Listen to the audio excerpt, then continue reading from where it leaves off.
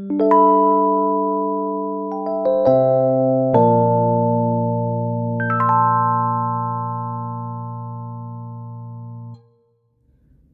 to TeaSea, where I spill the tea and we see how we can learn from it.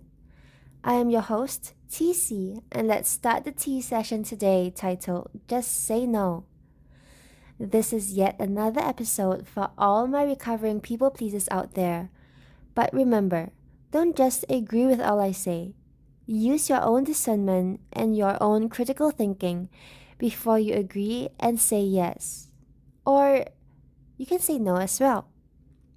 With how social etiquette seems to work in society, it is all too easy for us to just say yes instinctively as a response. Want to go get a coffee together? Sure. It doesn't mean that I even drink coffee. I'm saying yes because I can go on a walk with you to get coffee. Will I buy it? Maybe. I can buy it to try new things and hold it while we talk for it to be normal. But it's not something that I'll necessarily enjoy. Or maybe getting a coffee with you would actually be too taxing on me because I'm already burnt out. Or getting a coffee with you might actually take up too much of my time. So you don't necessarily want to get the coffee, do you? Maybe not all the time. But being agreeable instinctively is all too easy. Now, we want to get away from that. It is okay to take a few split seconds to consider if you really would enjoy or benefit from the proposition someone offers. No one would really frown in those split seconds that you take to decide. Instead, taking up that space and taking the moment to consider could actually be a show of you respecting the other person's time in the case of that outing for coffee. Giving yourself the permission to take up space is being patient and respectful to yourself. And in turn, the respect that you give yourself can be seen or felt by others. Remember, respect yourself and the respect of others will naturally follow. Only when you learn to love yourself can others love you. With time, the way others treat you will be a reflection of the way you treat yourself.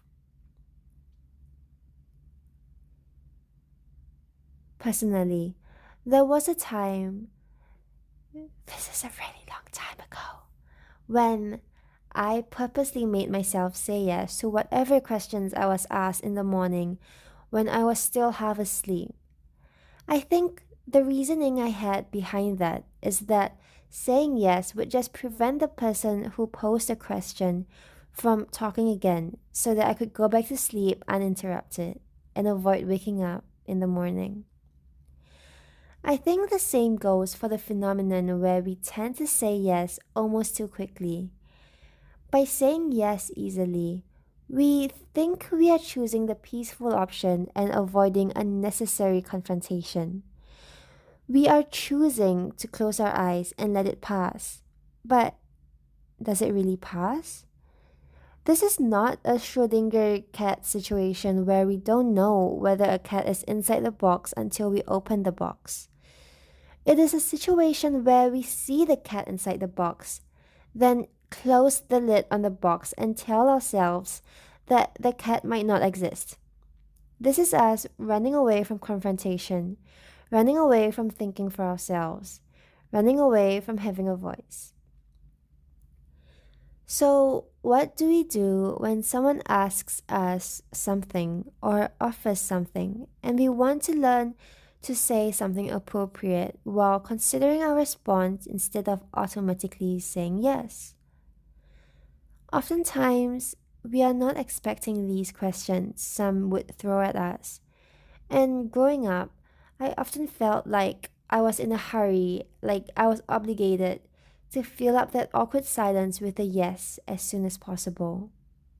Oftentimes, I would regret how I responded much later and come up with a clever response a few days after that.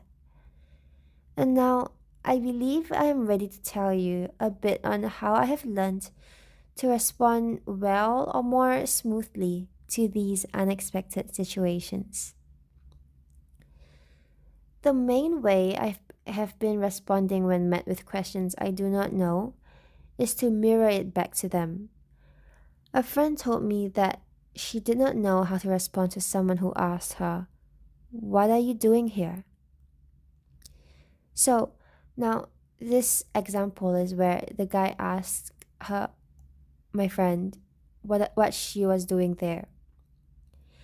In her case, she met the question with silence because she didn't know what the question meant. How could she answer? Was the person asking about what she was there to do? Or where else was she supposed to be? Why can't she be at over there at that pantry to get water? Why can't she be there? Why wouldn't she be there? What kind of answers were the person expecting? Now, something I've realized is that many people will not take offense if you throw the question back to them in a nice way. This is what I tend to do instinctively by now when I can't think of an answer. And it's also part of what I do instead of telling people the full answer about myself. It's like when people ask you how your day is, most of these people are not really ready to hear a full breakdown of what you have experienced recently in response. And so, in my opinion, these are a few variations in response when someone asks, "Why are you here?" Let's set the stage. Why are you here? No, wait. Let me say that again. Let's set the stage. So the person asks you, "Why are you here?" And then I would reply, "Why are you here?" See, this is perhaps the simplest response. I have confidence that you can do it. You can repeat the exact question back just by emphasizing one of the words in the question. With this question, they might give you an answer to what they were expecting you to answer, or the two of you can laugh it off from here and go on to the next conversation topic. If you want to avoid answering the question, you could laugh it off or just smile in a relaxed way and start with, "Oh, why are you here? Anyways, I was wondering what your current project is like," or "Anyways, that scarf you're wearing looks really good on you. My attention was on it since you walked in. Where did you get it?" This is the first example where I can redirect an unwelcome question without really stressing about how to respond. Just parrot their words back. Now for the next technique. Another response would be a bit more challenging if you happen to be on the shyer side, but I believe that this can boost your confidence or self concept as you say it. When they ask you, "Why are you here?" I'll challenge the premise of the question. This would go like, "Why can't I be here?" And say this in a confident way with a smile. And many would take this to be a question that doesn't have to be answered and allows you to take up space. Personally, someone asked me to stop doing an action that I was doing in the moment a few weeks ago. I remember it went something like, "Don't drink while you're walking" or "Don't eat while you're walking." It was one of those actions I was doing that would cause no harm to anyone but myself. My response to this person was this: "Why can't I? I have free will." And so I successfully made this into a light-hearted joke. The person asked, "Do you really have free will?" And I just repeated it, and that was over. So, can you remember the two techniques I have just described to you? I'll give you 5 seconds to summarize what we've just learned. Did you manage to remember what I said? Five, four, three, two, one. Do you remember? To make it easier to remember, let's give these two techniques names, shall we? Let's call the first one the parrot or the return to sender technique. The return to sender technique is where we repeat the question back to the person who asked the question with an emphasis on a word or two to make the other person the subject of the conversation instead. Okay? In the return to sender technique, we parrot. We repeat what we are asked and we make the other person the subject of the conversation.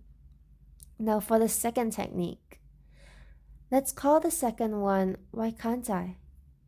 In the why can't I technique, we question why the person said what they said. We question the very premise of the content of their words. Does this make sense to you? Of course, these two techniques I am sharing may not always be the best way to respond to difficult comments and questions. These are just ways in which I have learned to handle such situations when my brain does not work fast enough to give a good answer or to know how I want to answer. In my opinion, it definitely is an upgrade from not knowing what to say or simply oversharing about my life to a person I may not be close to. All that I have said so far is just to be able for is just for you to be able to say a more intentional yes moving forward, as I have touched on earlier in this episode. Instead of an automatic yes, we want to learn to make space for ourselves and take those few split seconds to consider the proposition that person is offering you and its implications before saying an intentional yes. There is nothing wrong with giving yourself time to consider. This is much better than agreeing to everything and tiring yourself out until you get really tired or worse, burned out. Know that your time and energy is important and valuable, and choose what you spend those limited resources on wisely. When you say no, you are not rejecting the other person.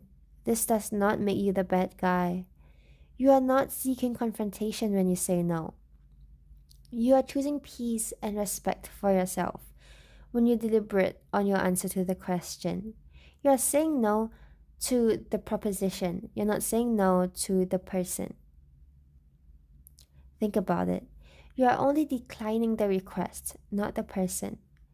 When people ask you for your assistance, you could take it as a compliment that they believe in your ability to complete the task they requested of you.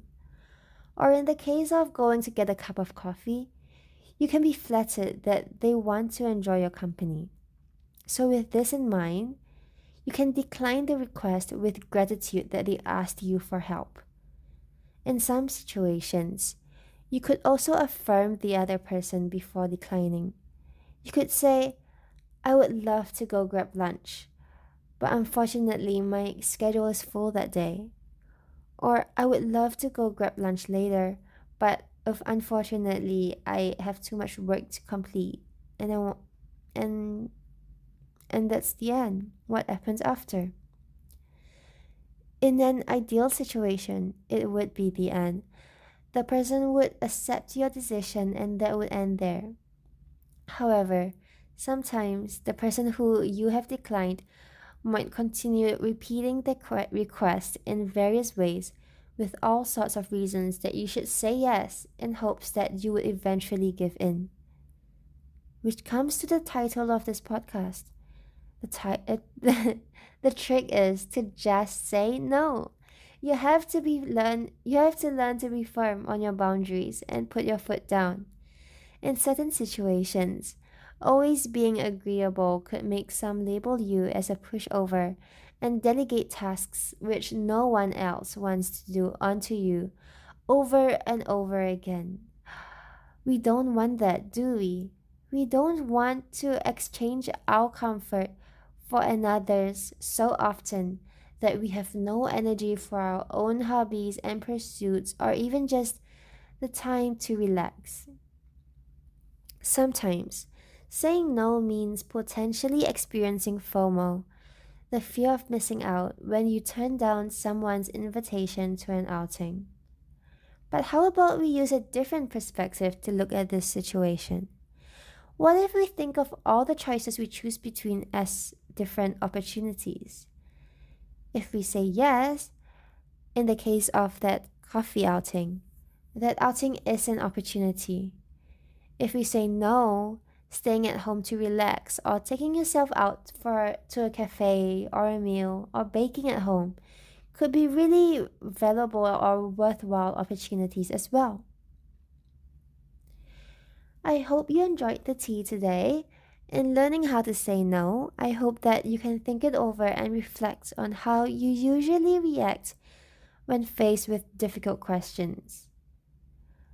I'll go first. Recently, I noticed that a man was asking my friend to look at what she was working on, and she said no. He repeated it multiple times, and she simply kept saying no. But when it went to like about the fifth time that he repeated his question on getting her to show him what she was doing, I kind of butted in and I made eye contact with him together with a smile and said, sometimes we have to learn to take no for an answer. And I think it was a bit out of the blue, and the fact that I said it with a smile and said it so casually kind of helped. So he did stop asking her to show him her project. So now it's your turn. I hope that you can think it over and reflect on how a recent event or an event that has been in your memory for a long time, on how you react when faced with difficult questions. How did it happen? How did you react? Think of the first situation that comes to mind. I would like for you to journal and write down your resolve for yourself to react in a different way if applicable. If you are proud of how you dealt with the issue, write that down too and pat yourself on the back. I hope that you can learn to leave space for yourself in interactions with others and take the conscious effort to consider whether you really want to say yes. By doing this, you are making a promise with yourself, or if you are spiritual or religious, making a pact with the universe or your religion that you have decided to protect yourself and make a conscious decision to stand your ground and put yourself first. Change does not happen overnight. Do remember that it is okay to be gentle with yourself and let yourself learn how to leave space for yourself in conversations bit by bit. Start small and work your way on to saying harder no's. I believe you can do it. This comes to the end of this tea session. Thank you for joining me today, and I look forward to meeting you again. Until next time, bye bye.